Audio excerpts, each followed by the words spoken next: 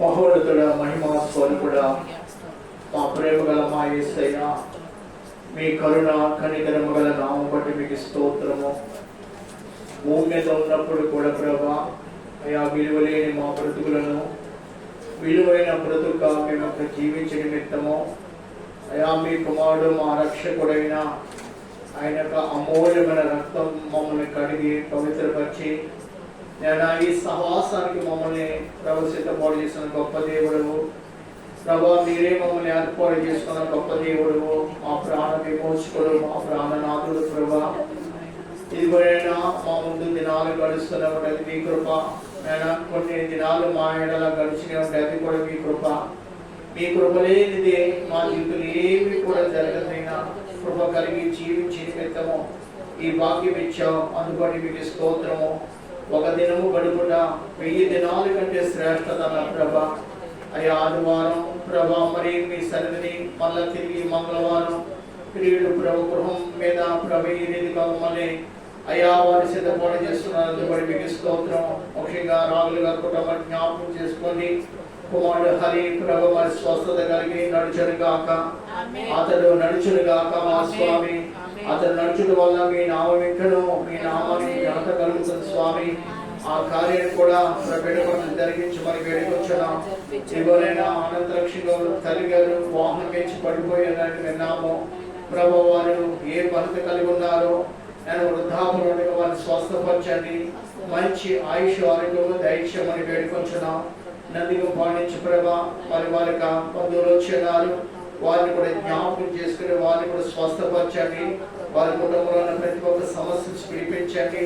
రక్షణ కలిగిన గృహముగాను ప్రార్థన ఐశ్వర్యము కలిగిన గృహముగా గృహాన్ని సిద్ధపాటు చేయండి ప్రభా. మీకు స్తోత్రము. అలాగే గౌరవ్ గారి కుటుంబం బట్టి మీకు స్తోత్రము. వారి కుటుంబం పట్ల వారి కుమారి వివాహం పట్ల కూడా సహాయం చేయండి. పవన్ గారి బట్టి కూడా ప్రార్థన చేస్తుండగా ప్రభా చిన్న కుమార్తె ప్రవివాహం ప్రభా మరి అయా సమయానికి కావాల్సిన ఏర్పాట్లన్నీ కూడా మీరు జరిగించండి స్వామి. ఎంగేజ్మెంట్ లో సహాయం చేస్తున్నారు, వివాహంలో కూడా గొప్ప కార్యం మీరు జరిగించండి. నారమ్మ గారికి మంచి ఆయుష్యాలను దయచేయండి. పెద్ద కుమార్తె కుటుంబాన్ని సమాధానపరచడం మీకు స్తోత్రము. మీ సన్నిధిని ప్రార్థించిన ప్రతి ఒక్క ప్రార్థన మీరు ఆలకిస్తున్నది కూడా మీకు స్తోత్రము స్తోత్రము ప్రభా. అలాగే మీరు బట్టి అయ్యా వారి యజమానులు మా మధ్య ఉన్నారు, వారి బట్టి వారికి ఇచ్చిన సంతానం బట్టి కూడా మీకు స్తోత్రం ప్రభా. వారి గృహము పని కూడా జరుగుతుండగా సెంట్రింగ్ వేస్తున్నారు విన్నాము ప్రభా. సెంట్రింగ్ మాత్రమే కాకుండా స్లాబ్ పడాలి స్వామి. ఆ ఇంట్లో ప్రతి ఒక్క పని జరగడానికి సహాయం చేయండి ప్రభా. మీరు యజమాని చేస్తున్న పనులు కృప దయచేయండి ప్రభా. ఎంతో బిజీగా ఉంటారని విన్నా ప్రభా. ఎన్నో గొప్ప గొప్ప పనులు వారు జరిగిస్తారని విన్నా స్వామి. ఇక్కడ వారి పనులను దీవించండి, వారి రెక్కల కష్టాలను ఆస్వాదించండి. కుమారుడు సోదరు కూడా సహాయం చేయండి. వెడ్డింగ్ ఏ ఆశ కలిగి ఉన్నాడు ఆశ నెరవేర్చి ప్రభా మీ నామానికి మహిమ తెచ్చుకోమని వేడుకుంటున్నాను స్వామి. ప్రభు ఇక్కడ మా మధ్యకు రావాల్సినగా ప్రతి ఒక్కరిని కూడా నడిపించమని వేడుకొచ్చిన ప్రభు. పరిచర్య ఇక్కడ 30 వర్ధిల్లాలి స్వామి. ఒక స్థిరమైన పరిచర్య మీరు దయచేయమని వేడుకొచ్చిన ఒక ఉన్నతంలో ఉపదేశం మేము కలిగి ప్రభా మీ రాకడ పర్యంతం మేము వర్ధిల్లాలని కృప దయచేయండి ప్రభా. మేము ఏమి తీసుకుని రాలేదయ్యా, ఏమి పట్టుకుని పో ప్రభా. ఈ లోకంలో ఉన్న మా నీతి బట్టి, మా ప్రార్థన బట్టి, మా విశ్వాసం బట్టి ప్రభా మీ రాజ్యాన్ని మేము చేరగలం స్వామి ప్రభా. నైనా అంత మాత్రం కాకుండా ప్రభా అయా ఈ లోపల ప్రభా అయా మీ అపరంచ పాదాలు తడిపే భాగ్యం ఇంకనూ మాకు దయచేయమని వేడుకొచ్చున్నా ప్రభా. మీ పాదం ముద్దాడే భాగ్యం దయచేయమని వేడుకొచ్చున్నా. మీ సువార్తకు లోబడే భాగ్యము దయచేయమని వేడుకొచ్చున్నా. నేను ఏమైతే వింటున్నామో వాడి ద్వారా మా హృదయాన్ని స్థిరపరచుకునే భాగ్యం దయచేయమని వేడుకొచ్చున్నా. మరొకసారి వచ్చిన బిడ్డలందరినీ కూడా మరొకసారి ఆస్వాదించమని మహిమా ఘనత ప్రభావాలు మీకు అర్పిస్తూ మానాథుడు మా రక్షకుడైన యేసుక్రీస్తు ఘనమైన నామం అడిగి వేడుకొచ్చున్నాము తండ్రి. ఆమేన్, ఆమేన్, ఆమేన్. దేవుడు మన ప్రార్థనల్ని ఆలకించేట్టుగా చేసినందుకు మన రెండు చేతులు పైకెత్తి కలిగి దేవుడికి స్తోత్రం చేద్దాం. స్తోత్రము, స్తోత్రము, స్తోత్రము, స్తోత్రము, స్తోత్రము. స్తుతి మహిమా ఘనత సమస్తం వారికి ఇచ్చేదని గాక. ఆమేన్. హల్లెలూయా. ఇప్పుడు వచ్చిన మీకు అందరికి కూడా మన రక్షకుడు మన ప్రభువైన ఆయన శ్రేష్టమైన నామం మీకు అందరికీ ప్రత్యేక వందనాలు. మరి మీరు వారి యజమానులు కూడా పోయిన వారం వచ్చారని విన్నాము. ఈ వారం కూడా రావడం జరిగింది. వారి ప్రత్యేక వందనాలు. అలాగే నందిగా పాలు చేసిన ప్రియ సహోదరి గారికి కూడా ప్రత్యేక వందనాలు. దేవుడు మిమ్మల్ని అందరినీ ఆశీర్వదించిన గాక. దేవుడికి స్తోత్రం. వాస్తవంగా మరి దేవుని సన్ని ప్రార్థించిన ప్రతి ఒక్క ప్రార్థనకు గొప్ప జవాబు దేవుడు దయచేస్తున్నాడు. హల్లెలూయా. వినండి, ఒక మాట మీకు తెలియపరుస్తున్నాను. బడి ముందా గుడి ముందా అని అడిగితే మీరు ఏం చెప్పగలరు? బడే ముందంటారు, మీరు గుడి ముందు అంటున్నారు. ఓకే, దేవుడికి స్తోత్రం. హల్లెలూయా. ఏంటంటే బడి కాదు మన జీవితానికి. మనం అనుకుంటాం మన బిడ్డలు బాగా చదివించినలా వారు మంచి ప్రయోజకులు అవుతారు అనుకుంటాం. ఈరోజు మేము హైదరాబాద్ వెళ్ళామంటే ఆ చుట్టుపక్కల పిల్లలు అనేకమైన డిగ్రీలు చేత పట్టుకుని ఆశ కలిగి చదువులు అందరూ కూడా ఆటోలు నడుపుతున్నారండి. ఆటోలు నడుపుతున్నారు. విలువ లేదు. అయ్యా ఏంటి చదవలేదు అనుకుంటే లేదు మేము ఎంబీఎస్ చదివాం, బీకామ్ చదివాం, అలాగే అలాంటి డిగ్రీ ఇలా చదివాం. అయితే మా వైపు చూసేవాడు ఏదైనా కానీ దీనికి మాత్రమే అంతే.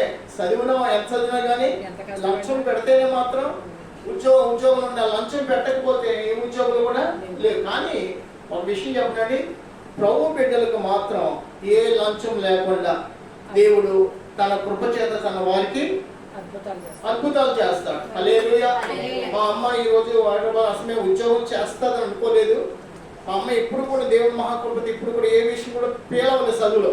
అమ్మ 1 సంవత్సరం పేలైపోయామని ఇవ్వండి. డాడీ నువ్వు మా మాట అనేది నువ్వు అసలు నేను ఎందుకు పేలవాలి నాకంటే అలాగా తలం పుట్టే సరదాగా ఏదో ఎలాగొని కానివ్వండి. అమ్మ 1 సంవత్సరం పేలిపోవచ్చు కదా ఇవ్వండి. ఎవరైనా ఎక్కువ మార్కులు వస్తే తట్టుకోలేకపోయింది. నాకు ఎంత మార్కులు తప్పు చేశారో నేను అడుగుతాను టీచర్ అని నిలబడిపోయిందండి. అలా చదివింది మా బిడ్డ. ఈరోజు ఉద్యోగం చేయాలని ఎప్పుడు కూడా అడగలేదు. అయితే దేవుడే ఆ బిడ్డకు ఉద్యోగం కూడా ఇవ్వడం జరిగింది. ఏది ఏమైనప్పుడు కూడా దేవుడి సన్నిధిలో వర్ధిల్లుతున్న ప్రతి ఒక్కరిని దేవుడే హెచ్చించుకుంటారు. హల్లెలూయా. మన బిడ్డల కోసమో మన జీవితం కోసం మనం చింతించవలసిన పని ఏమాత్రం కూడా ఉండనే ఉండదు. చింతించవలసిన పని లేదు. దేవుడు సమస్తము సమకూర్చు దేవుడై ఉన్నాడు. బడి ముందా గుడి ముందు అనుకుంటే బడి ముందు కాదు గుడే ముందు. మార్గం వాళ్ళు మన బాబు చనిపోయారు. వాళ్ళ తల్లి అనేది అంటే ఎవరైనా బడికి కాలేజీకి వెళ్ళదు ముందు ఆదివారం ఎక్కడ రావాలి? ఈరోజు ఆదివారం కాబట్టి ప్రార్థన రానిదంట. అమ్మ ఆదివారం ఎక్కువ చదువుకోవాలి, ఎక్కువ తిన్నాను మళ్ళా కాలేజీకి వెళ్ళి వద్దునైనా మీరు ప్రార్థన 2 గంటలకు వచ్చి తర్వాత చదువుకో అంటే ఒప్పుకునేవాడు కదండి. అమ్మ గుడి మాట ఎత్తొద్దు, ఆ చదువుకొని నేను ఆ ఆఫీస్ రావాలి ఈ ఆఫీస్ రావాలని కూడా అంటాను. ఈరోజు బ్రతికేలేదు. అని తండ్రి అంటున్నాడు వీళ్ళ అమ్మ వీళ్ళు పిలిచింది ఈ బాబుని, వీడేమో బడి ముందు అని వాడు చదివే ముందు కానీ గుడు కాదని వాడు అంటారు. ఈరోజు బడి లేదు, బ్రతుకు లేదు. ఏమి లేదంట, బడి లేదు, బ్రతుకు లేదు. ఆ తండ్రి పిల్లలాడుతూ నాతో మాట్లాడుతున్నాయి. చాలా బాధ దుఃఖం అనిపించి ఏమో మన బిడ్డల కోసం మనం ఎక్కువగా ప్రార్థన చేయాలి. మన ఎవరి బిడ్డల కోసం మనం ఎక్కువగా ప్రార్థన చేయాలి. మనం వెళ్తేనే సరిపోదు, మనం వెళ్తేనే సరిపోదు. మన పిల్లల్ని కూడా ఏం చేయాలండి? దేవుని యొద్దకు నడిపించుకోవాలి. ఎందుకంటే దేవుని యొక్క నిబంధన మనతోనే కాదు, మన సంతానంతో కూడా దేవుడు నిబంధన చేశారు. మనమే స్తుతించడమే కాదు, మన పిల్లలు కూడా దేవుని స్తుతించాలి. మనము లోపడమే కాదు, మన పిల్లలు కూడా దేవునికి లోపర్చాలి. వారిని లోపర్చాలండి. వారికి జ్ఞానం, ఏ లోక జ్ఞానం అంటే లోక జ్ఞానం అది, కానీ ఆత్మీయ జ్ఞానంతో వారు ఏమాత్రం ఆలోచన. ఎందుకంటే సాతానుడు ఎవరి బిడ్డల హృదయాన్ని పాడు చేస్తాడు. అయితే మనము జ్ఞానము కలిగి సగం కాలం భూలోకంలో జీవించి ఉన్నాము. రేపటి దినాన్ని ఏం జరుగుతుందో, ఏది దైవ మార్గమో, ఏది నాశనకరమైన మార్గమో మనకు అన్నీ తెలుసండి. కానీ జీవ మార్గాన్ని మనం నడుస్తుంటే జీవము గల దేవుడు మనకి జీవాన్ని అనుగ్రహించే దేవుడే అన్నాడు. బ్రతుకుంటేనే కదా ఏదైనా మనం చేయగలము. ఏంటండి? బ్రతుకుండగానే బ్రతికే లేకపోతే మన జీవితంలో ఏమి కూడా చేయడానికి మన అర్హత. చచ్చిపోయిన వ్యక్తి మన బ్రతికి వస్తాడంటే ఎంతవరకు ఎక్కడ కూడా అది జరిగినది. ప్రభువైన యేసుక్రీస్తు తప్ప ఆయనే మానవ పక్షంగా మరణించి తిరిగి లేచి మళ్ళా ఆ రక్షణ మార్గము వారికి కనబర్చాడు. అందుకే ప్రభువు అన్నారు, నేనే మార్గము, నేనే సత్యము, నేనే జీవము అని ప్రభు మాట్లాడినారు. ఈ రాత్రికాలం వాక్యోపదేశం చూడండి. యెషయా గ్రంథము 33వ అధ్యాయము. ఆయన ఎవరు మనం ఒకసారి చదువుకుని ముందుకెళ్దాం. 22వ వచనం మనం చదువుకుందాం. 33:22 అండి. యెహోవా మనకి న్యాయాధిపతి, యెహోవా మనకు శాసనకర్త, యెహోవా మన రాజు, ఆయనే మనలను రక్షించిన. ఎంత గొప్ప మాట చూడండి. యెహోవా ఎవరంట? మనకి న్యాయాధిపతి. దేవుడు ఎవరండి? మన న్యాయాధిపతి. సృష్టించిన దేవుడు ఆయనే, మన సృష్టికర్త ఆయనే, మన రక్షణకర్త ఆయనే, మనం పోషించేవాడు ఆయనే. మనం ఎవరు అంటే నిమిత్త మాత్రమే. ఆమేన్, హల్లెలూయా. ఈ ఊపిరి ఎవరిది అంటే ఆయనదే. ఊపిరి కూడా ఊపిరి ఎవరిదంట? ఆయనదే. ఆయన ఊపిరి ఇస్తున్నా, ఊపిరి మనం తీసుకొని మనం జీవిస్తున్నాం. కానీ కొంతమందికి ఆలోచన, ఎందుకంటే అందరూ వాక్యాన్ని కలిగిన వారు కానీ కాదు. మేము పలానా డిగ్రీలు చేస్తున్నామంటారు, కానీ ఆ డిగ్రీ ఎంత మట్టుకంటే వారు ఒకవేళ ఏ ఉద్యోగం రాకుండా, పెళ్ళైనా కానీ పిల్లలు పుట్టినా కానీ ఏ ఉద్యోగం లేనప్పుడు అనుకుంటారు ఎంత చదివాలి కానీ ఏ ప్రయోజనమైనా కూలి పను, ఈ కాంట్రాక్ట్ పని ఇది అనుకుంటారు. అంతే కదండి. అప్పుడు తెలుస్తుంది ఈ డిగ్రీల వల్ల ఏమి కూడా లాభము లేదనుకుంటారు. ప్రతి ఒక్కరికి చదువుకున్న వ్యక్తికి ప్రతి ఒక్కరికి ఆశ ఉంటుంది. నేను చదువుతున్నాను, నేను మంచి ఉద్యోగం చేస్తాను. అది ఉద్యోగం రావాలన్నా కానీ నిన్ను సృష్టించిన సృష్టికర్త మాత్రమే అది నీకు సఫలము చేసేవాలి. అప్పుడే ఉద్యోగం చేయగలవు. నువ్వు గృహం కట్టుకోవాలన్నా, ఏదైనా నువ్వు చేయాలని. కానీ దేవుని ప్రణాళిక లేకుండా, దేవుని ఉద్దేశం లేకుండా మన బ్రతుకులు ఏ మంచి కార్యము జరగడానికి కూడా అసలు మనము ఈ మంచి అంటూ తెలియనప్పుడు కూడా దేవుడు ఆయన మంచివాడై ఉండి మనము నరహాంతకులమో, నరులమో, భ్రష్టులమో, ఎవరమో తర్వాత విషయం దేవుడికి అంతా తెలుసు. మనం ఎదుటి వారి ఎడల ఎప్పుడు కూడా నాలాంటి నీతి మంతులు ఎవరు కూడా లేదని మనం మాట్లాడుకున్నంత మాత్రం నా నీతి మనల్ని పట్టుకుంటుందంటే ఆ మాటలు బట్టి కూడా మనం దేవుని ఎదురు దోషమైపోతున్నాం. నాలో పాపం లేదు అన్న దాన్ని బట్టి మనం దేవుని ఎదుట అపరాధమైపోతున్నామంట. అసలు మనం పుట్టికే పాపముతో కూడి, పాపములో పుట్టి ఉన్నాం, పాపములోనే జన్మించి ఉన్నాం. మన తల్లి మనల్ని పాపములోనే కనియున్నదని పరిశుద్ధ గ్రంథములో తేటగా భక్తుడు మాట్లాడుచున్నాడు. ఎంత అతడు దేవునికి లోబడ్డాడంటే, ఎంత దేవునికి విధేయుడు ఉన్నాడంటే, దేవుని అతడు తాను తగ్గించుకున్నాడు. ప్రభువా, నేను పాపంలో పుట్టిన వాడనయ్యా, పాపంలో నా తల్లి నాకు జన్మనిచ్చింది, నేను జన్మించున్నానని అతడు తన జన్మదినాల బట్టి దేవుని ఎదురు కృంగిపోతున్నాడు. తను తాను తగ్గించుకున్నవాడంట హెచ్చింపబడుచున్నాడు. హల్లెలూయా. మనము హెచ్చింపబడాలంటే దేవుని ఎదుట మనం తగ్గించుకోవాలండి. దేవుని ఎల్లప్పుడూ కూడా కొనియాడాలి. మన పని ఉండొచ్చు, మన వ్యాపారం ఉండొచ్చు, మన ప్రయాణం ఉండొచ్చు, ఏదైనా కావచ్చు, ఏదైనా మనం ఎంత బిజీగా ఉన్నా కానీ మొదట దేవుని పని మనం చేయటానికి దేవుడు ఈ లోకానికి పంపి ఉన్నాడు. దేవునికి స్తోత్రం కలగాలి. ఈ లోకానికి ప్రభు ఎందుకు పంపినాడు? మన పని మనం చేసుకోవడానికి కాదు. ఒక రోజు దేవుని న్యాయ తీర్పు ఉండదు. అందుకని ఆయన ఎవరంటే అండి, యెహోవా మన న్యాయాధిపతి. ఎవరండి ఆయన? మన న్యాయం తీర్చు దేవుడు. న్యాయంగా నడుస్తున్నామా లేదా మనం చెప్పుకుంటే కుదరదు. ఆయన ఒప్పుకోవాలి. మన మార్గాలన్నీ కూడా న్యాయకరమైనవి, మన మాటలు న్యాయకరమైనవి, మన బాట న్యాయకరమైన బాట. మనం కూర్చుంటుట లేచుట ఆ స్థలాలు ఏమైనో అదంతా దేవునికి తెలుసు. మనం ఇక్కడ దేవుని సన్ని చేరి ఉన్నాము. మనం ఎవరో తెలుసండి, మనకు ఒక పేరు ఉంటుంది. లోపల ఉన్నవారు ఒప్పుకోకపోయినా పరిశుద్ధులు అనే పేరు మనం కలిగి ఉన్నాం. దేవునికి స్తోత్రం కలిగాలి. లోకంలో మన పరిశుద్ధులని పిలిచేవారు ఒక్కరు కూడా ఉండరు. కానీ దేవదూతలు ఒప్పుకుంటేనేట వీరు మహాదేవుని యొక్క పరిశుద్ధులు. ఆయన ఎవరు తెలుసా? పరిశుద్ధుడు. నేను పరిశుద్ధుడని కావున మీరు కూడా నా వలె పరిశుద్ధంగా ఉండమని మనకు బోధించిన మహాపరిశుద్ధుడు ఆయన. ఆయన వల్ల మనం పరిశుద్ధంగా జీవించడానికి ఆధారమేది? ఆయన వల్ల మనం పరిశుద్ధంగా జీవించడానికి ఆధారమేది? ఆయన వాక్యమే మనకు ఆధారం. ఏది ఆధారం అంట? ఆయన వాక్యమే మనకు ఆధారము. అందుకని ఆయన మన శాసనకర్త. అంటే ఆయన మనకి ఏం పెట్టాడు? ఆయన వాక్యాన్ని మనకి ఇచ్చాడండి. ఏమిచ్చాడండి? ఆయన వాక్యం మనకి ఇచ్చాడు. ఆయన వాక్యం మనకి ఇచ్చాడు కాబట్టి ఆయన మనకి ఒక శాసనం నియమించాడు, ఒక నిబంధన నియమించాడు, ఒక దైవిక మార్గం చేయాలి మనతో మాట్లాడుతున్నాడు. కాబట్టి ఈ శాసనం గురించి మనం తిరిగిపోయామనుకోండి, మనం ఏమాత్రం కూడా పరిశుద్ధులము కానీ. అందుకనే సంఘంలో మత్తయి సువార్త కానీ మత్తయి సువార్త మనకి అందరూ 10 మంది కన్యకులు ఉన్నారు. ఎంతమంది ఉన్నారంట? 10 మంది ఒకే సంఘము, ఒకే సావులు. ఏంటండి? ఆ సంఘంలో పాట పాడేది 10 మంది కూడా ఒకే పాట, వాక్యం అనేది కూడా ఒకే వాక్యము. కానీ 10 మందిలో 5గురే సిద్ధపడ్డారు. అంటే కారణం తెలుసా?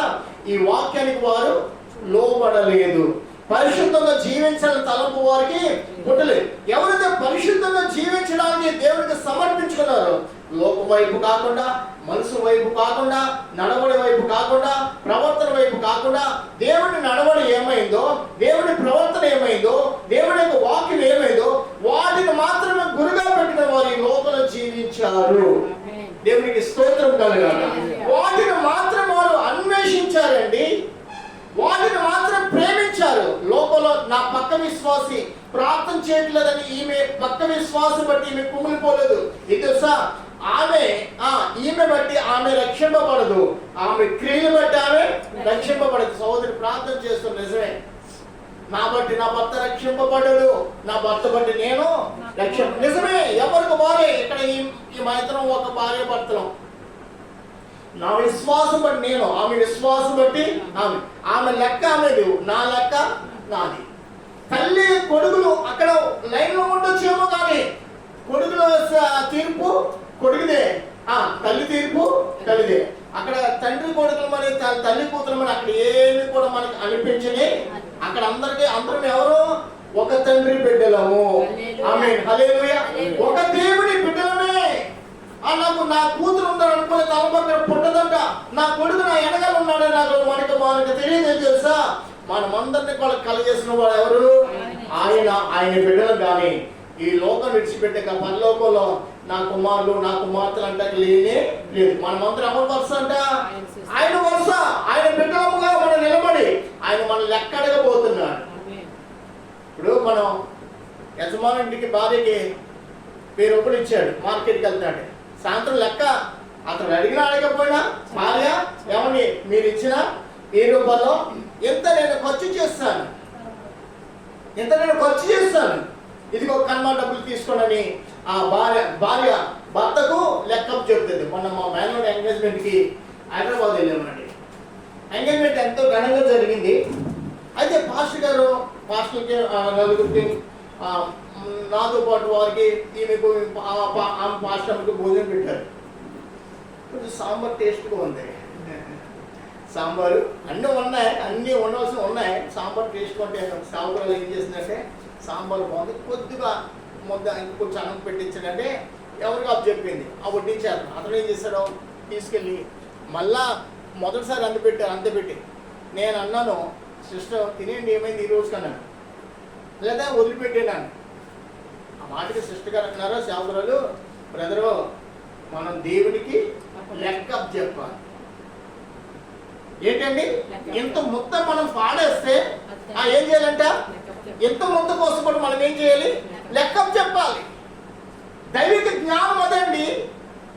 దైవిక జ్ఞానం కలిగి జీవించడానికి దేవుడు మనల్ని ఏర్పాటు చేసుకున్నాడు. ఆ జ్ఞానం ఎక్కడుంది, పరిశుద్ధ గ్రంథంలోనే ఉన్నది. లోకములు ఎక్కడ కూడా మళ్ళీ ఈ మాట మనకి వినబడదు వినబడదు వినబడదు. నీ లెక్క యావత్తు కూడా దేవునికి అప్పచెప్పాలి. మన లెక్క, మన నడవడి, మన మాట, మన క్రియలు, మన ప్రవర్తన యావత్తు కూడా దేవుడికి మహిమకరంగా ఉంటేనే ఆయన రాకుండా మనం ఎత్తబడుతున్నాం. ఆయన స్వరము మనం వినగలము. వినండి, అందరికి కూడా వినబడదు.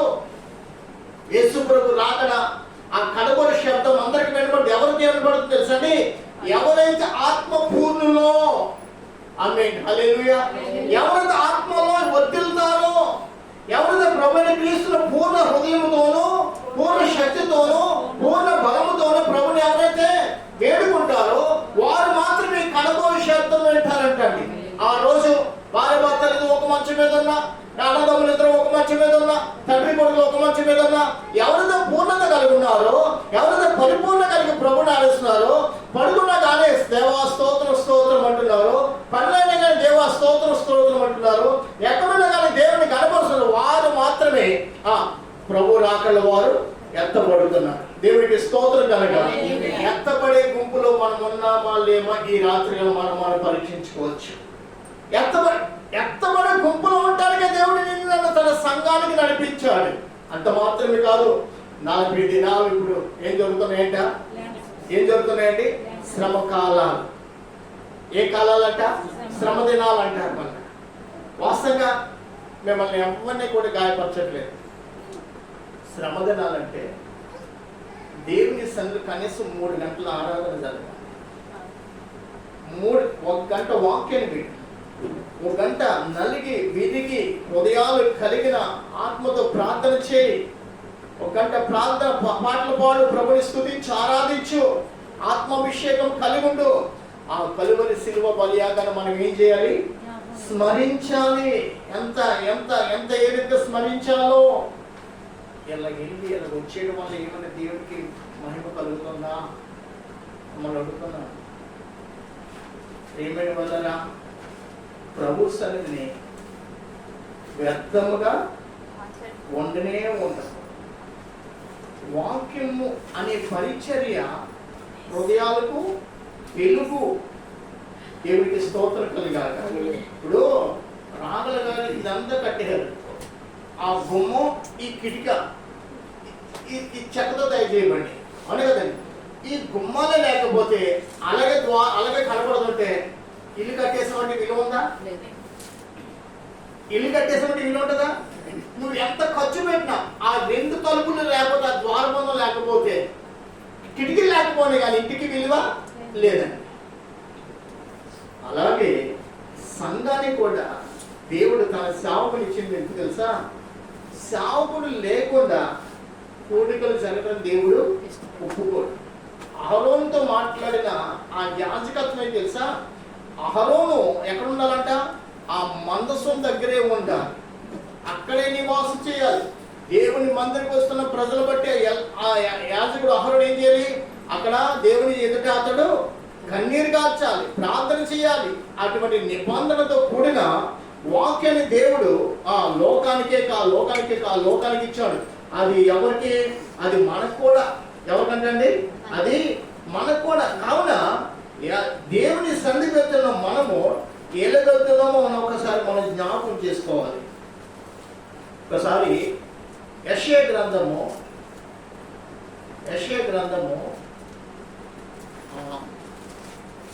ఎన్నో వాక్యం అంటే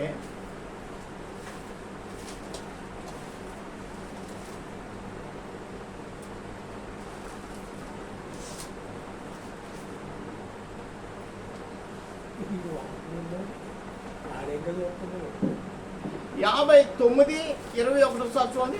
యెషయా గ్రంథం 59:21. నేను వారితో చేయు నిబంధన ఇది. అదండి.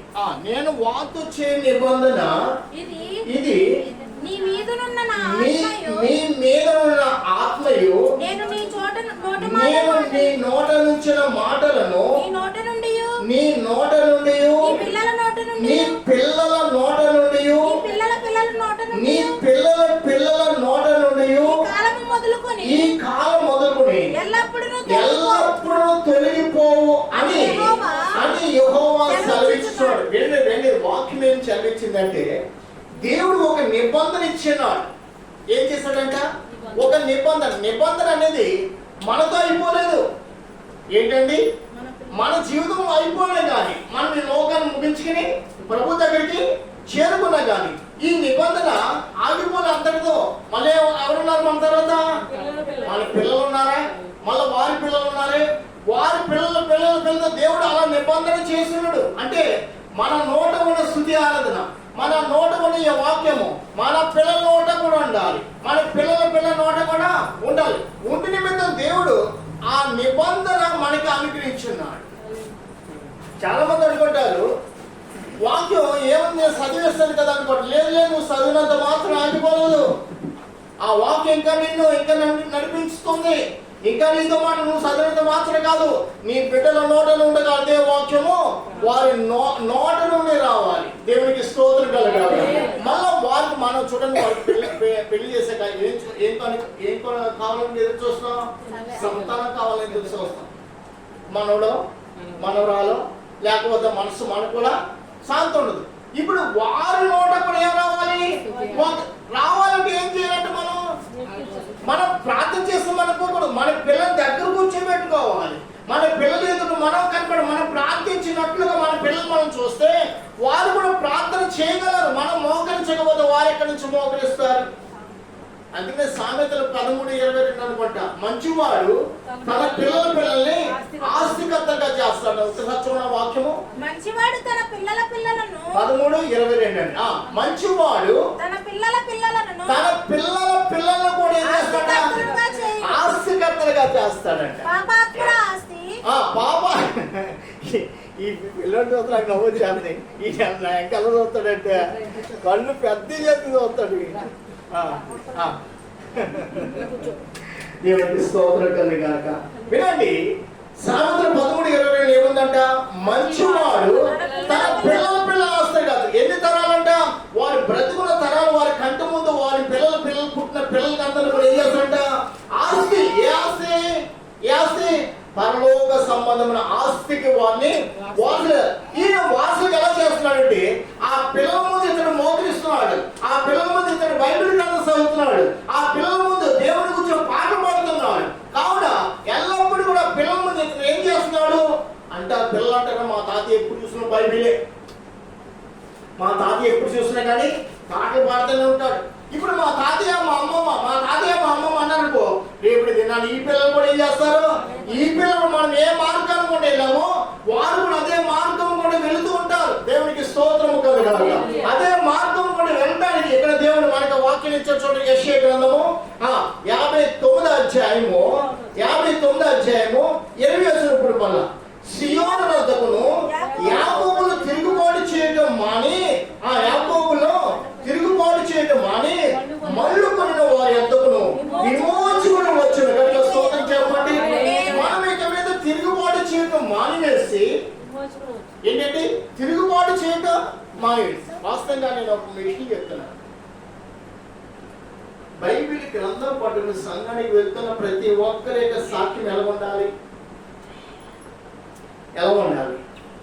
సంఘంలో మనం మౌనమైనంత మాత్రం దేవునికి మహిమ అంటే లేదు. సంఘంలో ఎంత ముసుకేసి క్రమం కూర్చుంటామో, ఎంత దేవుని మాటకు లోపడతామో, అలాగ మన గృహాల్లో, అలాగ మన సమాజంలో, అలా మన వీధుల్లో, అలాగ మన పనుల్లో, అలాగ మన ప్రతి చోట మనం వెళ్ళే చోట అన్ని చోట్ల కూడా అలా అంత విధేయత మనం కలిగి జీవించదుము గాక. ప్రభుని ఇక్కడ కనపరచడమే కాదు, అక్కడ కూడా ప్రభుకి ఘనత కావాలి. ఎక్కడ? కుటుంబ జీవితంలో ఘనత కావాలి, తోడుకోవల మధ్య ఘనత కావాలి, ఇరుగు పొరుగు కుటుంబాల మధ్య ఘనత కావాలి, నడివీధులు నడుస్తున్నప్పుడు కూడా దేవునికి ఘనత రావాలి. దేవుడి నామానికి ఎంత మాత్రమో సిగ్గు, ఆయన నామానికి అవమానం ఎంత మాత్రం మన ద్వారా. నేను ఒక విషయం చెప్తాను.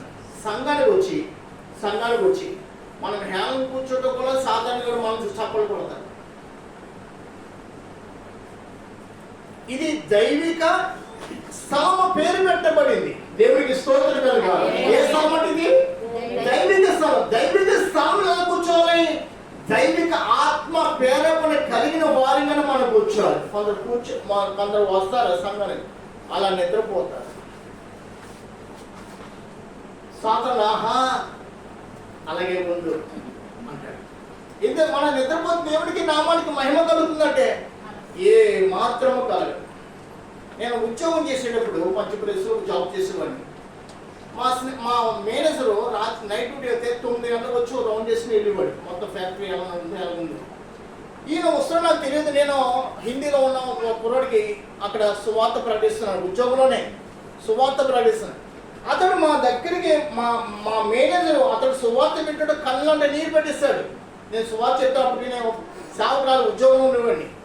నైట్ డ్యూటీలో నేను సువార్త ప్రకటిస్తూ దేవుని యొక్క మహాత్యాతం గురించి చెప్తుంటే అతను కళ్ళంటే ఏడ్చి ఎంత గొప్ప దేవుడు మీ దేవుడు అని ఒప్పుకున్నాడండి. అవును, మా దేవుడు ఎంత గొప్ప దేవుడు. అతను నా మాట వింటూ ఎందుకో కళ్ళని నీరు వచ్చిన తుడుచుకొని ఈలోక మా మేనేజరు వెనపించి వెళ్ళిపోయారు. మా మేనేజర్ ఎవరైనా వస్తుంటే ఎవరు కూడా అలా మాట్లాడుకోవడం కానీ డబల్గా ముగ్గురుగా నలుగురు నిలబడతాం కూడా జరిగినాయి. అని అతను వచ్చి మమ్మల్ని పలకరించకుండా ఏవో మాట్లాడుకుంటున్నారు అనుకున్నారు, ఏంటో తెలియదు. కానీ అలా వెళ్ళిపోయి ఈ రోజు కూడా నాకు బాగా గుర్తు. నేను అప్పుడు నా ముందు సాగిపోయాడు కానీ మేనేజర్ సార్ వచ్చేది మనం మాట్లాడుకుంటున్నామే అని తలపు నాకు పుట్టింది. కానీ ఆయన అసలు ఒక్క మాట కూడా మా గురించి ఏమి మాట్లాడలేదు. అంటే అర్థం తెలుసా? జీవమును కూర్చున్న వార్త మనం మాట్లాడుతుండగా మనం అడ్డుపరిచేవారు ఎవరు కూడా లేరు. ఆమె దేవునికి స్తోత్రం కలగాలి. సిలువను కూర్చున్న వార్త నశించుతున్న వారికి వెరితనం అంటాడు. అంత మాత్రం కాదు, సువార్త ప్రకటించే వారి పాదములు పర్వతం మీద. ఎక్కడంటే పర్వతం ఎంతో సుందరం. అంటే సువార్త ప్రకటిస్తే వాక్యం ఎంత గొప్పదో చూడండి. మనకి శత్రువులు ఉండరు. అంత మాత్రమే కాదు, దేవుని గురించిన మనం ఒక ప్రవర్తన కలిగి ఉంటే, ఒక సాక్ష్యం మనం కలిగి ఉంటే లోపల ఎవరు కూడా మన శత్రువులకు మనం ఎవరిని కూడా అసలు చూడవలసిన పని లేదు. ఇతను నాకు శత్రువు అనవలసిన పని లేదు. దావీదు ఎవరంటే ఆత్మ పూర్ణుడు. హల్లెలూయా. సౌలు ఎవరంటే సౌలు లోకరీతిగా జీవించేవాడు కాబట్టి తన అల్లుడైన దావీదును చంపడానికి ప్రయత్నం చేస్తున్నాడు. తెలుసా? రాజ్య సింహాసనము కోసం. మనం ఈ లోక సంబంధమైన రాజ్య సింహాసనం కోసం మనం ప్రయాస. ఏ సింహాసనం? నిత్యము ఉండే పరలోక సింహాసనం కోసమే. హల్లెలూయా. పరలోక రాజ్యం కోసం మనం జీవించాలి. కానీ ఏ సంబంధమైన ఏది కూడా మనదే అని వాటి కోసం మనం ప్రయాసపడకూడదు. కాబట్టి దావీదుని చంపడానికి ప్రయత్నించిన సౌలు చూడండి, సౌలు హృదయం దేవునికి విరోధమైనదని సౌలు తీసుకొచ్చి దావీదు చేతికి అప్పగించేస్తే దావీదు అంటున్నాడు, యెహోవా చేత అభిషేకింపబడిన వాడిని ఏమాత్రం కూడా ఇతరులో ఏమో తెలుసండి, హృదయంలో కపటము లేదు, ఈర్చ లేదు, అసూయ లేదు, ఎటువంటి దుష్ట తలంపు కూడా దుష్టబుద్ధి కూడా ఇతనికి లేదు. ఇతరుల సౌలు ఏముంది? అన్ని కూడా సంపూడుకొని. కాబట్టి నీతిమంతుడైన దావీదును చంపడానికి ప్రయత్నం చేస్తున్నాను. అందుకే కీర్తన గ్రంథం 11వ అధ్యాయంలో ఏమని తెలుసా అండి? కీర్తన గ్రంథం 11వ అధ్యాయం, పునాదులు పాడైపోగా నీతిమంతుడు ఏమి చేయగలరు? ఆ మాట చదవండి. కీర్తన గ్రంథం 11వ అధ్యాయము పునాదులు పాడైపోగా ఎన్నో వచనం అది? 3వ వచనం, పునాదులు పాడైపోగా నీతిమంతులు ఏమి చేయగలరు? నీతిమంతులు ఏం చేయగలరు? యెహోవా తన పరిశుద్ధాలయంలో ఉన్నాడు. ఎక్కడున్నాడంటే యెహోవా ఎక్కడున్నాడంటే ఏంటి? మనం లోకంలో ఉన్నా కానీ దేవుడు ఎల్లప్పుడూ కూడా ఎక్కడ ఉంటాడు? తన పరిశుద్ధ ఆలయంలోనే ఉంటాడు. దేవునికి స్తోత్రం కలగాలి. ఇది పరిశుద్ధ ఆలయం. ఇక్కడ ఎవరున్నారు? ప్రభువే ఉన్నాడు. ఇక్కడికి వచ్చిన వారు ఎలా ఉండాలి? పరిశుద్ధత కలిగి జీవించాలి. పరిశుద్ధత మాత్రం వారు ప్రేమించాలి. పరిశుద్ధత గురించి మనం ఆలోచన కలిగి ఉండాలి. కానీ ఈ లోకం ఎలా బ్రతకాలి, ఈ లోకం ఎలా జీవించాలని తలపు వానికి ఏ మాత్రం కూడా తెలుసా? దేవుడే ఇవ్వకపోతే, ఎవరండి? దేవుడే ఇవ్వకపోతే మనకి ఇచ్చేవాడు మరొకరు ఎవరు కూడా లేదు. దేవుడే ఇవ్వాలి. దేవుడు ఇవ్వాలంటే మనం ఏం చేయాలి? దేవుని కోసం, దేవుని కార్యం కోసం మనము ఎదురు చూడాలి. ఆయన సన్నిధి ఎల్లప్పుడూ కూడా మనం జీవించాలి. ప్రేమని వల్ల మనకి భూలోకలు ఏమి కావాలో నీ ఆలోచన కంటే, నీ ఊహ కంటే రెట్టింపుగా దేవుడు ఇచ్చి దేవుడై ఉన్నాడు. హల్లెలూయా. రెట్టింపుగా నిన్ను ఆశ్రయించే దేవుడు. నిన్ను తలగా చేస్తాను కానీ ఎప్పుడు కూడా తోక కావాలి. నిన్ను తలగానే చేస్తాడు. ఎప్పుడు తలగా చేస్తానంటే దేవుడు ఆయన మాటను ఆలకించి ఆయన నామము నీవు ప్రేమించిన ఎడలా, అంటే ఆయన వాక్యాన్ని ఏం చేయాలి? ప్రేమించాలి, చదవాలి. నువ్వు ఆ వాక్యంతో నీ ఇంటిని నువ్వు కట్టుకుందుడు అక్క. అందుకని ఇక్కడ యెషయా గ్రంథము మనం చదువుకున్న మాట ఏమన్నాడు? సియోను వద్దకును యాకోబును తిరుగుబాటు చేయడం మాని మళ్ళుకొనిన వారి యొద్దకును విమోచకుడు వచ్చాడు. ఎవరైతే తిరుగుబాటు చేస్తాం మానేసో ప్రభుని ప్రభుని ప్రభుని ప్రభుని ప్రభుని ఆరాధిస్తుంటారో వారి దగ్గరికి ఎవరు వస్తారంట? విమోచకుడు. విమోచకుడు అంటే ఎవరు? విమోచించువాడే విమోచకుడు. మనల్ని విమోచించుకున్నాడండి. మనం ఏం చేస్తాడంట? ఆ విమోచకుడు మనల్ని విమోచించాడు. అందుకనే భక్తుడు అంటున్నాడు, యోబు ఏమన్నాడు? నా విమోచకుడు సజీవుడు, నా కన్నులారా నేను ఆయనను. అక్కడికి శరీరం పిగిలిపోతుంది. అక్కడికి శరీరం యావత్తు కూడా పిగిలిపోయి మా శరీరం అలా రాలిపోతుంది గట్లుగా, కండతోనే. అప్పుడు కూడా తన విశ్వాసాన్ని విడిచి పెట్టలేదు. మరి ఎలాగైతే అతడు మాట్లాడినాడు అలాగనే ప్రభుని క్రీస్తు అతను చూడటం జరిగింది. ఆ ప్రభుని క్రీస్తే మళ్ళా అతన్ని రెండింతలుగా ఆశ్రయించడం కూడా జరిగింది. దేవునికి స్తోత్రం కలగాలి. ఇప్పుడు మనం ఇక్కడ చూస్తున్న మాట ఏంటంటే మళ్ళా ఇప్పుడు 21 వచనం చూడండి. నేను వార్త చేయు నిబంధన ఇదే. ఏమన్నాడు? నేను వార్త చేయు నిబంధన ఇది, మీ మీద నా ఆత్మయు నేను నీ నోట నుంచిన మాటలను నీ నోట నుండి, నీ పిల్లల నోట నుండి, నీ పిల్లల నోట నుండి ఈ కాలం మొదలుని ఎల్లప్పుడు కూడా, ఈ కాలమే కాదు, ఒక కాలమే కాదు దేవుని ఎడల మనం వాస్తవం ఒక కాలానికి ఏమో, కానీ దేవుని యొక్క చిత్తం ఏం తెలుసా? మనమే కాదు మన పిల్లలు కూడా ఈ ఆత్మను కలిగి వారు కూడా వర్ధిల్లాలి. ఈ ఆత్మ కలిగి వర్ధిల్లాలి. ఆత్మ లేనివాడు. కావున ఆ మాట మన మీద పడకుండా ఆయన ఆత్మ మన కలిగి ఆత్మ ఎవరిలో ఉండాలి? ఇప్పుడు మన పిల్లలు ఉండాలి, మన పిల్లలు ఉండాలి. దేవుడు అలా నిబంధన చేసి నడిపిస్తున్నాడు మనల్ని. దేవునికి స్తోత్రము కలగాలి. హల్లెలూయా. మనకంటే మన పిల్లలు మరి ఎక్కువ ప్రభుని స్తుతించాలంట. మనకంటే మన పిల్లలు మరి ఎక్కువ ప్రభుని కనపరచాలి. అలా పిల్లలు సిద్ధపాటు చేస్తున్నామా? అలా సిద్ధపాటు చేస్తే మన పిల్లలకి జీవితంలో ఏమి కూడా కొదువు అనేది ఉండనే ఉంటుంది. ప్రభా, నీ ప్రణాళిక బిడ్డ మీద ఏమైందో, నీ చిత్తము ఏమైందో, నేను నీ ప్రణాళిక చొప్పున నీ బిడ్డను ఆశ్రయించుకోమని నా బిడ్డను నీ చేతుల్లో పెడుతున్నానని చెప్పాలి. ఈ బిడ్డ బ్రతికినంతకాలం నీ నామానికి మహిమ కలగాలైనా లోకంలో ఎక్కడ కూడా నా బిడ్డలు ఉండకూడదు. లోకంలో ఉన్న స్నేహం ఎక్కడ కూడా నా బిడ్డలో ఉండకూడదు. నా బిడ్డలు నీ రెక్కల కింద భద్రపరచవా, నీ రెక్కల కింద భద్రపరచవా అని మనం ప్రార్థన చేసుకుంటే దేవుడు తన కృపను మన పట్ల, మన సంతానం పట్ల నెరవేర్చి దేవుడు అయ్యన్నాడు. కీర్తన గ్రంథం 89 అధ్యాయానికి వెళ్దాం ఒకసారి. కీర్తన గ్రంథం 89:28 వచ్చిన చూడండి. 89:28 వచ్చినము. నా కృప నిత్యం అతనికి తోడుగా చేసేది స్థిరముగా నుండును. ఇక్కడ చూడండి, అక్కడ కూడా నిబంధన గురించి చదువుకున్నాం. ఇక్కడ కూడా ఏముందంట? నా నిబంధన అతడు స్థిరముగా నుండును, శాశ్వత కాలం వరకు అతని సంతానము, ఆకాశములతో అతని సింహాసనము నేను నిలిపెదను. ఏం చెప్పాడు? అక్కడ ఏమో నిబంధన అన్నాడు. ఆ నిబంధన ఎటువంటిదంట? శాశ్వత కాలం వరకు. ఏంటండి? దేవుడి నిబంధన ఎంతవరకు అంట?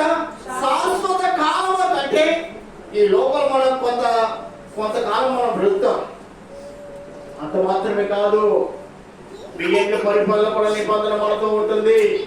నూతన ఆకాశంలో నూతన దృశ్యము కూడా ఆ నిబంధనే దేవుడు మన పట్ల స్థిరపరిచి అక్కడ కూడా మనల్ని నడిపించింది. అంటే నిబంధన ఎన్నడూ కూడా తొలగిపోదు. మనం తొలగిపోవచ్చు, కానీ నిబంధనలు ఉంటున్నాం. ఏంటండి? ఇప్పుడు మరణం చూడకు బ్రతుకు నరుడు లేడు. అయితే నిబంధన అనేది ఏం చేస్తుంది? మనం ఆ నిబంధన పట్టికలో మన పేర్లు రాయబడి రాయబడ్డాయి కాబట్టి ఒకవేళ మరణించిన కానీ నిబంధన మాత్రం తొలగిపోదు. ఇక్కడ మనం మరణిస్తేమవుద్ది, ration card out, Aadhaar card లేదు, మరణించని పెట్టి కొట్టేస్తారు. కానీ పరలోక నిబంధన ఎటువంటి తెలుసండి? మనం ఒకవేళ ఈ లోకం మరణం వచ్చినా కానీ నిబంధన గ్రంథం మన పేరు తొలగిపోదు. ఆమేన్, హల్లెలూయా. తీసివేయబడిన నిబంధన ఇది. అందుకనే నీవే కాదు, నువ్వు కలిగిన ఆత్మ ఏమైందో అది నీ పిల్లల మీద కూడా ఉంటుంది. ఆ నిబంధన నీ పిల్లల మీద ఉంటుంది. కాబట్టి మనమే కాదు, మన పిల్లలు కూడా ఏం చేయాలంట? దేవుని స్తుతించుదురు గాక. ఒక కాలంలో పరలోకంలో మనం అందరం తండ్రి పిల్లలమే. భూలోకానికి వచ్చాక మన ఎవరి కుటుంబాల్లో వారిలో మనం నివాసం చేస్తాం. మన పిల్లలు వేయాలని మనకి మళ్ళీ దేవుడు ఆ జ్ఞానం కూడా మనకి దయచేస్తాం. ఏమని వల్లరా? ప్రభుని కలిగిన జీవితము ఎంతో ధన్యకరమైనది. ప్రభుని కలిగిన జీవితం ఎంతో ఆనందకరమైనది.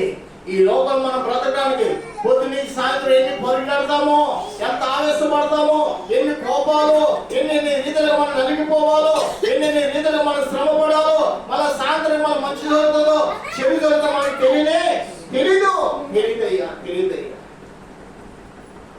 కానీ ప్రభుని నమ్మిన జీవితం ఎంతో శ్రేష్టము, ఎంతో శ్రమే.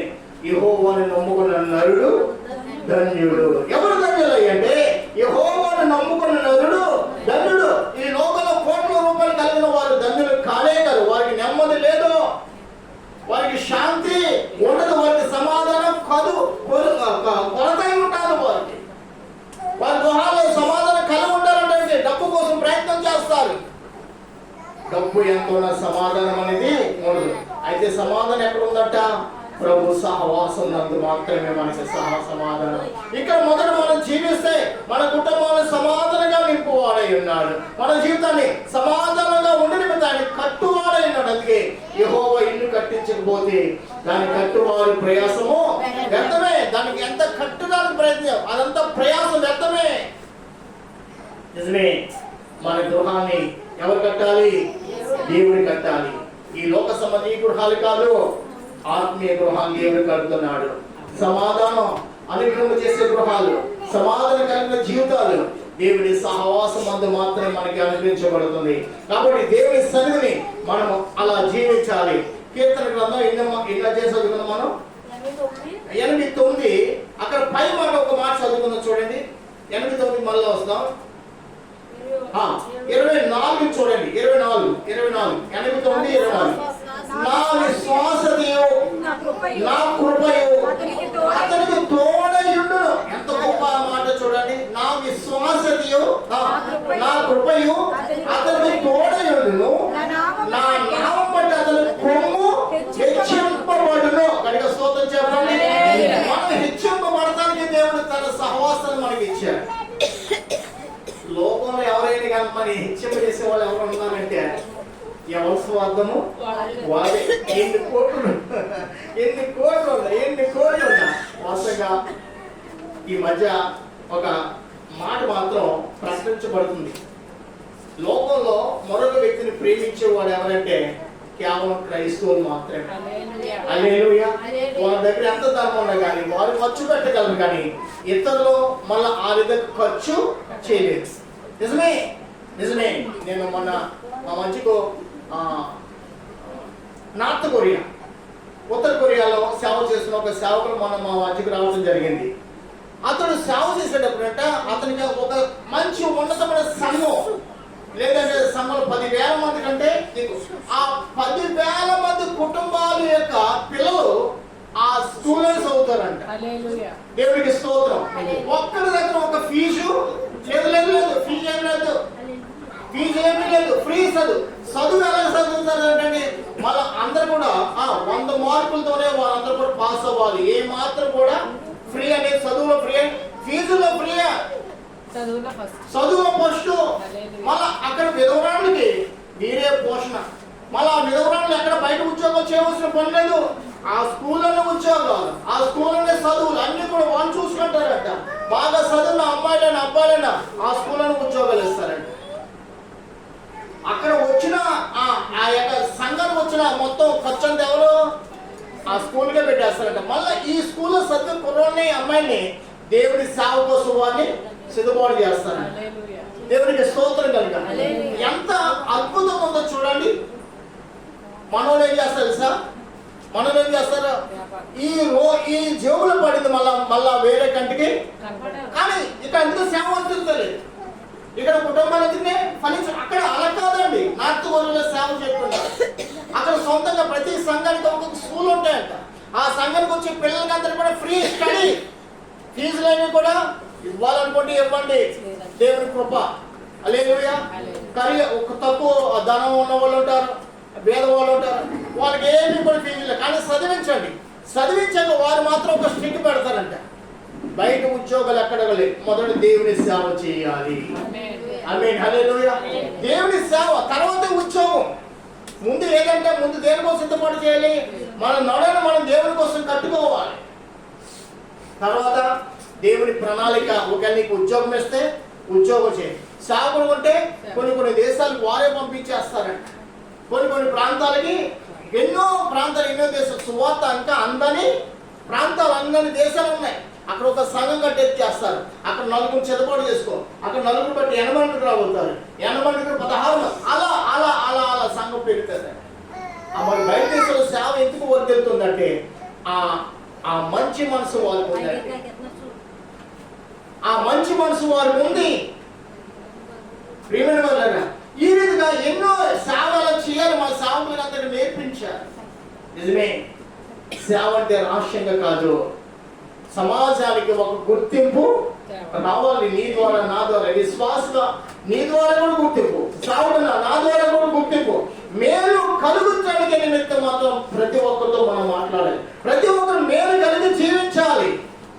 నశించిపోయే పాపిని వెదకి రక్షించడానికి ఆయన ఎలాగైతే తన సింహాసనం విడిచి లోకానికి వచ్చినాడు, మనం కూడా ఈ లోకాన్ని మరిచి దేవుని పోలిక కలిగిన బిడ్డలు ఏం చేయాలంట, వారి యొక్క జీవితం ఏమైందో, ఆ సృష్టికర్త యొక్క కార్యం ఏమైందో, మన నోటి ఇచ్చిన స్తుతి ఆరాధన ఏమైందో, ఇవన్నీ కూడా మనం తెలియపరచడానికి దేవుడు తన దైవ గ్రంథమును మనకు అప్పగించాడు అన్నాడు ప్రభు. ఇక్కడ అంటున్న మాట తెలుసండి, 24వ వచనం చూడండి. నా విశ్వాసతయు నా కృపేతను తోడుగా ఉండను, నా నామం బట్టి అతను కొమ్ము. ఏ నామం బట్టి మనం హెచ్చించబడగలం? యేసు నామమున. హల్లెలూయా.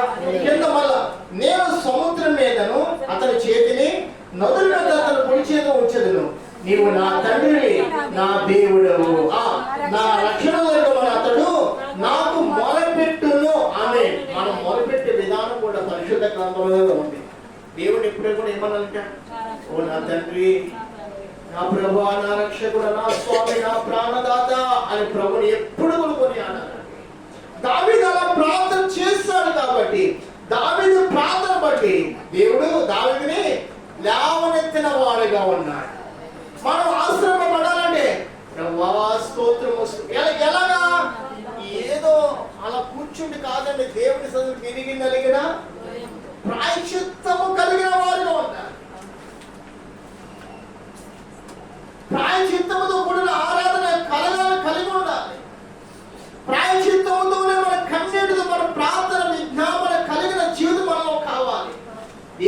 కనబడితే మీరు అసలు కన్నీరు కాల్చే వారు ఉన్నారా లేదా? అసలు మీరు కన్నీరు అనేది వీళ్ళు ఉందా లేదా? విరిగి నలుగురు హృదయాలు మీరు పొందేవలేమని మనం దేవుడు కూడా కనిపెడతాడు. ఆయన ఎక్కడి నుంచి కనబడతాడు? ఆకాశం అందుండి. అసలు ఈ అనుభవం వాళ్ళలో ఉంటుందా లేదా? ఈ ప్రార్థన వాళ్ళలో ఉంటుందా లేదా? దేవుడు మనకు కనిపెడతాడంటే. కాబట్టి దేవుని సన్ని నేను ఎప్పుడు చెప్తూ ఉంటాను, దేవుని సన్ని చేరినప్పుడు అశ్రద్ధ అనేది మనల్ని ఎన్నడూ కూడా ఉండకూడదు. దేవుడు మొదట నిన్ను నన్ను ఏం చేస్తాడు? పరీక్షిస్తాడు. ఆయన పరీక్షించువాడు. ఆమేన్, హల్లెలూయా. ఆయన కనిపెట్టువాడు. ఆయన దీవించువాడు. ఆయన హెచ్చించువాడు. ఆయన సమస్తము చేయగల మహా గొప్ప దేవుడే. ఆయనకు అసాధ్యం అనేది ఏది కూడా లేదు. అట్టి దేవుడి సన్నిధిలో మనం చేరున్నాం. అట్టి దేవుడి సన్నిధిలో మనం ఉన్నాం. ఎలా కూర్చోవాలి తెలుసండి? వినయము కలిగి, భయము కలిగి, వివేకము కలిగి దేవుని వెతుకువారి కలనేమని దేవుడు చూస్తున్నాడంట. ఎలాగంటే ఈ మాట ఎక్కడుందంటే, వివేకము కలిగి దేవుణ్ణి వెతుకువారు కలరేమో అని దేవుడు చూస్తున్నాడంట. 54 వివేకము కలిగి దేవుని వెతుకువారు కలరేమో అని యెహోవా ఆకాశము నుండి చూచి నరులను పరిశీలించి 53 సరే, మీరు 14:2 మీరు చదవాలి. 53:2 చదువుతున్నాను చూడండి ఒకసారి. 53:2 కూడా ఒకసారి అండి. వివేకము కలిగి దేవుని వెతుకువారు కలరేమో అని దేవుడు ఆకాశమును చూసి నరులను పరిశీలించెను. ఆమేన్. సరే, ఎలా వెతకాలంటే దేవుని వివేకముతో దేవుని సన్నిధిలో మనం ఏంటంటే భయపడుతూ ఉండాలండి. పాటలు ప్రారంభించావు, వచ్చావా, మోకరించి మొదట ప్రార్థించే. నీ ప్రార్థన మొదట కృతజ్ఞతతో కూడిన ప్రార్థన ఉండాలి. స్తోత్రం ప్రభు, ఈ సమయం మీ సహవాసం నన్ను నడిపించా అయ్యా, మీ నామం స్తుతించే భాగ్యమిచ్చా, మీ కృపను పొందుకునే భాగ్యమిచ్చా, మీ ముఖ దర్శనం చేయడానికి నన్ను ఏర్పాటు చేస్తున్నా, నీ సహవాసం నాకు ఇచ్చామని ప్రార్థనతో ప్రారంభించాలి. తర్వాత సంఘం ఏ పాట పాడుతుందో ఆ పాటలతో మనం దేవుని స్తుతించాలి. ఆరాధనలు చప్పలు కొట్టాలి. ప్రార్థన చేసేటప్పుడు భయం కలిగి ప్రార్థన చేయాలంటే, ఎందుకంటే ఆ ప్రార్థన ఎక్కడ చేరాలి? ఆయన సింహాసనం యొద్దకు చేరును గాక. అది ప్రార్థన అంటే. ఆయన సింహాసనం యొద్దకు చేరే ప్రార్థన ఉండాలి మన ప్రార్థన. ఆ ప్రార్థనకు త్వరగా జవాబు. కాబట్టి ఇవన్నీ మనం చేయాలంటే మనలో ఏముండాలంట?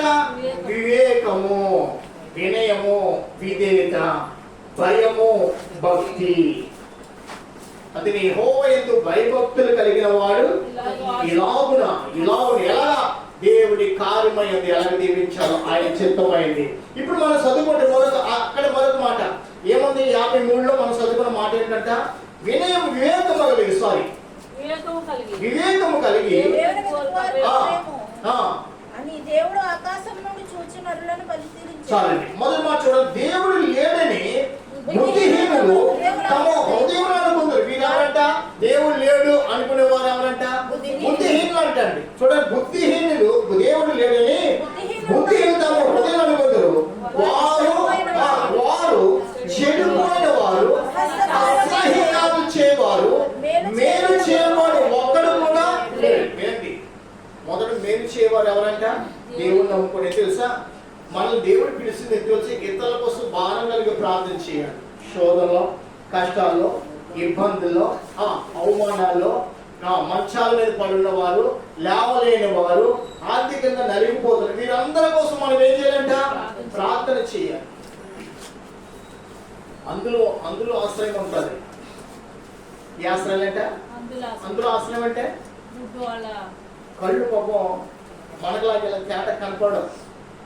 అయినా కానీ వారు కాస్త మనకంటే జ్ఞానం కలిగి ఉంటారు. పాటలు వారి విషయంలో వాళ్ళు కూడా మనకు సహాయం చేయాలి. అంగహీనులు ఉంటారు, వారు కూడా మనం ఏం చేయాలంట? సహాయం చేయాలి. అప్పుడే దేవుడిని కనిపిస్తాడు.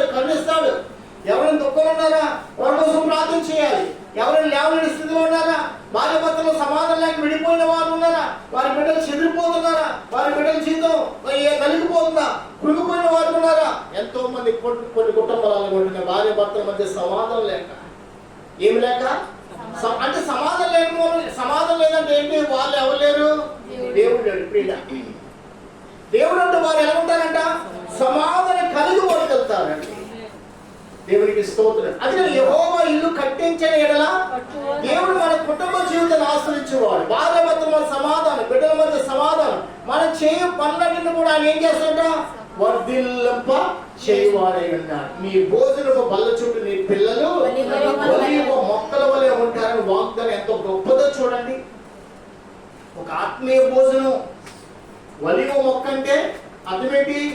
మరణము లేని సహవాసం. అది మరణ కార్యాలు ఎంత మాత్రం వారి మధ్య, మరణ వ్యాధులు వారి మధ్య, మరణ పోరాటాలు వారి మధ్య ఉండవు. ఆ ప్రార్థన సహవాసం అంత ఆనందానికి వారిని నడిపిస్తుంది. దేవునికి మహిమ కలుగును గాక. కావున ఇటువంటి నిబంధన కూడిన వాక్యాన్ని దేవుడు మనకి ఇచ్చినప్పుడు మనం ఎలా బ్రతుకుతున్నామంటే దేవుని కృప మాత్రము చేత మనం జీవించగలం. ఒక్కసారి 50 అధ్యాయము అక్కడే 22 వచ్చి చూడండి. 50 అధ్యాయం 22. దేవుని మచ్చు వాళ్ళారా, దేవుని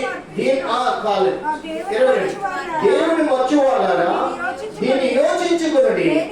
లేని ఎడల నేను నిన్ను చీల్చివేసి తప్పించువాడు ఎవడు కూడా లేక స్తుతియాగం అర్పించువాడు నన్ను మహిమపరుచుచున్నాడు. నేను వారి దేవుని రక్షణ కనుపరిచినట్లు వారి మార్గము వాడే ఏం చేస్తున్నాడంట? స్థిరపరచుకుంటాడు. యెషయా గ్రంథానికి మరొకసారి వద్దాం. యెషయా గ్రంథానికి వచ్చి మనం చదువుకున్న ఆ శ్రేష్టమైన మాట 32వ అధ్యాయము. యెహోవా మన శాసనకర్త. ఎవరంటండి? దేవుడు ఎవరంట? మన శాసనకర్త అనే మాట మరొకసారి మనం చదువుకుని అక్కడ 33వ అధ్యాయము 22 వచ్చి చూడండి. యెహోవా మన శాసనకర్త, యెహోవా మన రాజు.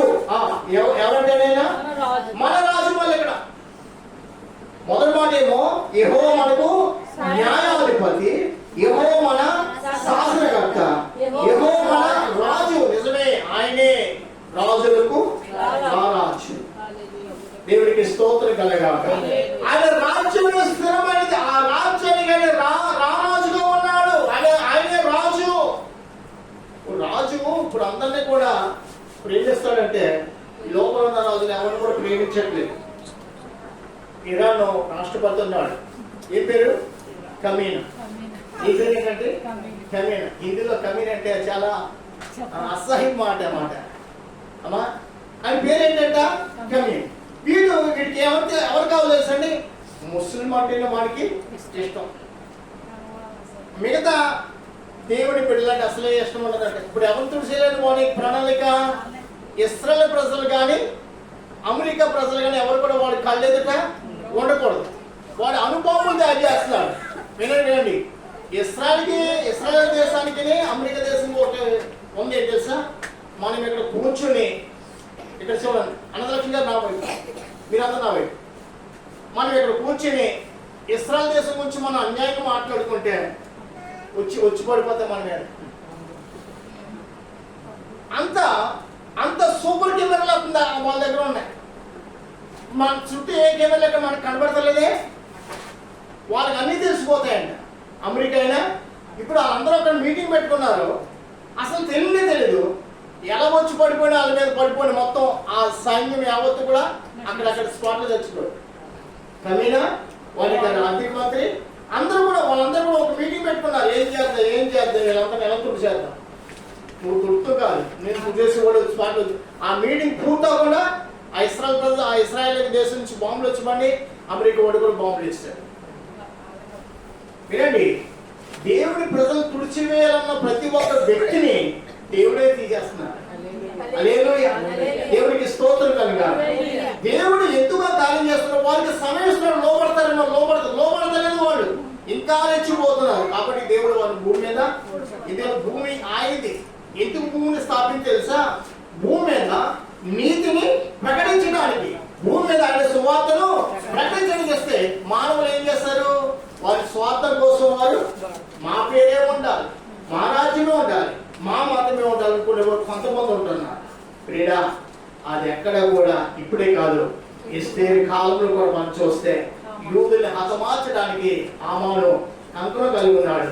ఇతడు కూడా కొన్ని లక్షల మంది ఇశ్రాయేల్ క్రైస్తవులు సంపాదన ప్రయత్నం చేశాడు. ఎక్కడికి ఆఖరికి ఈ రోజు వాస్తవంగా ఎస్తేరు పరిపాలన ఎక్కడ ఉందో తెలుసండి, ఆ ఇరాన్ లోనే జరిగింది. అప్పుడు పారసిక దేశం అనే పేరు, ఇప్పుడేమో ఇరాన్ పేరు. పారసిక దేశం దర్వేష కోరేసు మహారాజులు పరిపాలించిన దేశమే ఏ దేశం? ఇరాన్ దేశం. ఆ పారసిక దేశపు ఆ కాలంలో, ఆ ఎస్తేరు కాలంలో, ఆ ఎస్తేరు 3 దినాలు ప్రార్థన చేయక ఇది యూదులందరూ కూడా రక్షింపబడి ఉన్నారండి. ప్రియమైన వాళ్ళరా, ఈ రోజు ఆ పారసిక పేరు కొట్టివేయబడింది, ఆ దర్వేష కాలం పేరు కొట్టివేయబడింది. ఈ రోజు ఇరాన్ అని పేరు పలకబడింది. ఈ రోజు కూడా వారు ఆ ఇశ్రాయేల్ తుడిసివేల ఆలోచన కలిగినట్టుగా అది ఎంత మాత్రమో కొనసాగట్లేదు. బిన్ లాదెనే కాదు, సద్దాం హుస్సేనే కాదు, ఇంకా ఎవరెవరో చేస్తారు, ఎవరెవరో దేవుని ప్రజలు తుడిసేయాలనుకున్నారు. అది ఎక్కడ కూడా జరగలేదు తెలుసా? దేవుడి న్యాయాధిపతి, హల్లెలూయా. ఆయనే సృష్టికర్త. భూమిని నీతితో నింపడానికి నీతి మార్గం కూడా ఆయన వచ్చి నీతి మార్గాన్ని ప్రకటించేలాడు. ఏ దుష్టునికి లోకంలో ఎంత మాత్రం చోటు ఉండదండి. ఎంత న్యాయం కలిగి ఉంటావో, అబద్ధం అనేది మనలో ఉండకూడదు. దేవునికి విరుద్ధమైన ఏది కూడా మనలో ఉండకూడదు. దేవుని ఎంత నీతిగా కలిగి ఉంటామో అంత నీతి బట్టి మనం వర్ధిల్లుతున్నాము. ఏ సోదరుడా, ప్రభు సన్నిధికి వెళ్తున్నా నిన్ను నన్ను కూడా దేవుడు కనిపెడుతూ ఉంటాడు. నీ మార్గం ఏమైందో. దుష్టుల మార్గము దేవునికి అసలు ఇష్టమైనది కాదు. ఏ మార్గం దేవునికి ఇష్టమైనది? ఆయన మార్గం, ఆయన వాక్యాన్ని కలిగి నీతిని ప్రేమించి నీతి మార్గం కూడా నిలిచిన వాడిని ఆయుష్ పెంచేవాడు, అభివృద్ధి పరిచేవాడు, విశ్రమ చేసేవాడు, సమస్తము వారికి సమకూర్చు దేవుడై ఉన్నాడు. నిజమే.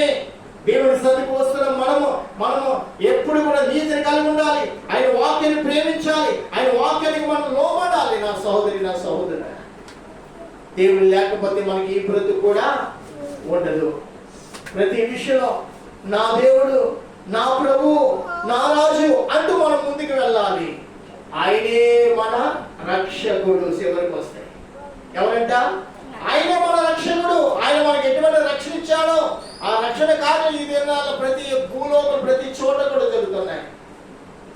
ఆయన మన కోసం ఏ రీతిగా బలియాగమై ఉన్నారు, ఆయన మన కోసం ఎంతగా నలిగిపోయి ఉన్నారు. మానవుడిగా దేవుడు మానవుడై వచ్చి ఉన్నాడు. నిజమే. దేవుడు ఎలా వచ్చాడంట? దేవుడికి వస్తే ఏమోనో తెలుసా? దేవుడికి వస్తే ఏమోనమ్మా? భూమి ఆయన ఎదుట నిలబడలేదు. అది ఆకాశం అనే ఉగ్రతకు సహించలేదు. కాబట్టి దేవుడు ఏమయ్యాడంట? మానవుడై మన యొద్దకు వచ్చి మానవుడిగానే జీవించి మానవుల పాపం పడి మానవుల శ్రాపం పడి బంధింపబడి ఆ బంధకాలు వారు నలిగిపోతాడుగా. ఆ బంధకాలు విడిపించడానికి మానవుడు చేసిన ప్రతి ఒక్క పాపముని అతని మీద వేసుకుని మనల్ని విడిపించాడు. ఆయన రక్తం చేత మనల్ని విడిపించాడు. ఆయన రక్తం చిందించడం వల్ల మనకి రక్షణ అనుగ్రహించబడింది. అతి రక్షణ మీకు మీ సంతానానికి ఎల్లప్పుడూ కలుగుని గాక. యెషయా గ్రంథంలో అన్నాడు, నీ నోటయ్యో నీ పిల్లల నోటయ్యో ఎల్లప్పుడూ కూడా నా నిబంధన, అది ఒక నిబంధనగా ఉంటుందని ప్రభు మాట్లాడిన ఆ దైవిక మాటలు మన కంఠస్థం పెట్టుకుని మనమే కాదు, ఈ మార్గం నా బిడ్డ ఉండాలి, ఈ మార్గం కూడా నా పిల్లలు ఉండాలని మన బిడ్డను కూడా దేవుడికి సమర్పించదు కాక. ప్రార్థన చేసుకుని ముగించుకుందాం. ప్రేమ పూర్ణుడా, ప్రేమ గల మా యేసయ్య, మీ నిబంధనతో కూడిన వాక్యం ఏమైందో ప్రతి మాటలు మేము స్మరించుకోవడానికి స్తోత్రము స్వామి. ప్రభా, విన్న ప్రతి ఒక్కరిని కూడా మీకు జ్ఞాపకం చేసుకోండి. మీ వాక్యం మీద ఆశ కలిగి వచ్చిన ప్రతి ఒక్కరి బట్టి కూడా మీకు స్తోత్రం అయ్యా. ఎంతమంది వాక్యాలు విన్నారో అయినా వాక్య నిబంధన చేత 39 గాను 60 100 వారు వచ్చేయండి అయ్యా. అబ్రహాముతో మాట్లాడిన దేవుడు, నేను సర్వశక్తివంతుడను, నాకు అసాధ్యమైనది ఏది లేదని చెప్పి ఆయన నిబంధనతో కూడా వాక్యం ఇచ్చారు స్వామి. అయ్యా, ఆ నిబంధన ఎల్లప్పుడూ నేను జ్ఞాపకం చేసుకుంటానన్న ప్రభా. ఈ రోజు కూడా అబ్రహాంతో వాగ్దానం చేసిన నిబంధన మీరు మరవలేదు నాయనా. విశ్వాసులకు తండ్రిగా చేసి మమ్మల్ని అందరినీ కూడా అబ్రహాం పిల్లలుగా సిద్ధపాటు చేస్తున్నాం మా దేవుడు స్వామి. మేము మాత్రం మా పిల్లల నోట కూడా అయ్యా మీరు ఇచ్చిన ఆత్మ వారి మీద కూడా ఉంచి మమ్మల్ని అందరినీ కూడా మీరు ఆత్మకు సిద్ధపాటు చేస్తున్న గొప్ప దేవుడు. అయ్యా, సమయం బట్టి ముగించలేక కొన్ని మాటలు కొన్ని లేఖనాలు ఉండగా ముగించడం మమ్మల్ని క్షమించమని, మరొక సమయాన్ని మేము ప్రభు రాకడాల్సిన కావడానికి కూడా కృప దయచేయండి. మళ్ళీ వచ్చే మంగళవారం సమయం కావడానికి మళ్ళీ వాక్య సారాంశం ఏమైందో జ్ఞాపకం చేసి కృప దయచేయండి. ఈ రోజు మిమ్మల్ని ప్రేమించి వచ్చిన ప్రియ బిడ్డలందరూ కూడా మీకు జ్ఞాపకం చేసుకోండి. అయ్యా, ప్రతి ఒక్కరి మీద దైవ అనుగ్రహం ఉంచి దైవ ఆశీర్వాదాలతో నింపమని నజరేయుడైన యేసుక్రీస్తు ఘనమైన నామమున అడిగి వేడుకొంచున్నాము తండ్రి. ఆమేన్, ఆమేన్, ఆమేన్. ప్రభువా, పరిశుద్ధుడా, మహోన్నతుడా, ప్రియుడు ప్రేమించి తీసుకొచ్చిన పలహారం బట్టి మీకు స్తోత్రం. వీటిని ఆస్వాదించండి, వీటిని పరిశుద్ధపరచండి. ఇచ్చిన వారికి దీవెన కలిగా తినేవారి గురించి కనుక కృపదయమని యేసు నామమున అడిగి వేడుకొంచున్నాము తండ్రి. ఆమేన్. రమేష్, మన తండ్రి దేవుని యొక్క ప్రేమ, మన రక్షకుడు మన ప్రభువు యేసుక్రీస్తు వారి కృప, పరిశుద్ధాత్మ దేవుని సహాయము తోడే నడిపించండి గాక. ఆమేన్, ఆమేన్, ఆమేన్. ఇప్పుడు వచ్చే మీకు అందరికి కూడా ప్రత్యేకమైన